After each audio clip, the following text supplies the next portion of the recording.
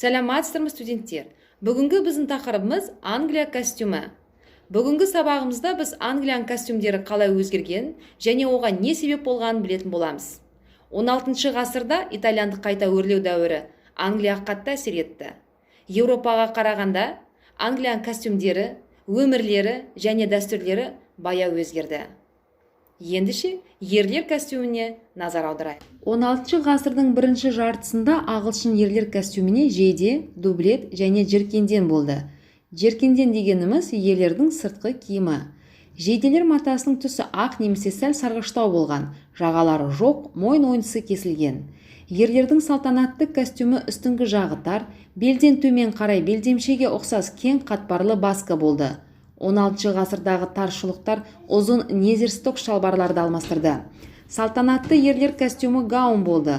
Гаун ұзын, ілгексіз, қолдар шынтақ жағында шығатын немесе тіпті жеңсіз болған.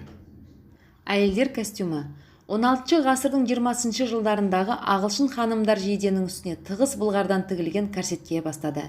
Кеуденің жоғары бөлігі декольте 4 бұрышты пішіміне ие болды. Сыртқы киім ретінде ағылшын әйелдер гаун көйлек киген. Гаун көйлектері ауыр түрлі түсті матадан тігілген. Гаунның белдемшенің каркасы тығыз-тығыздалған матадан болған. Үстіне түрлі түсті ойылған кот белдемшесін киген. 1553 жылдары Мария Тюдор кезінде Англияда Испания сәні кең тараған.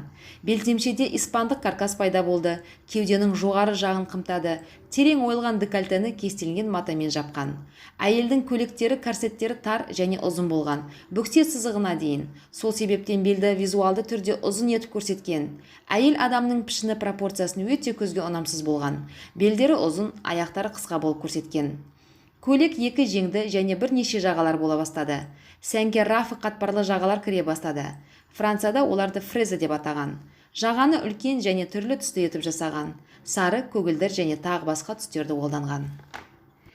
Ежелгі көйлекке қарап, қазіргі заманға сәйкес көйлек салайық.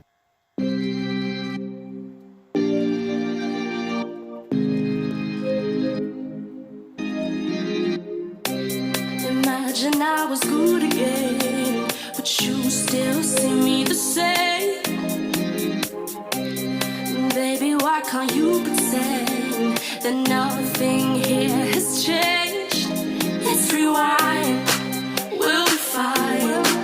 You forgave me, believe that I'm sorry. Close your eyes, we'll be fine. Come back inside, there is no need to worry. I need you to use your imagination. I need you to use your imagination. No, don't tell me that you're leaving. I need you to use your imagination. Үй тапсырма, ежелгі көйлекке қарап отырып, қазіргі заманға сәйкес көйлек ойдан шығару.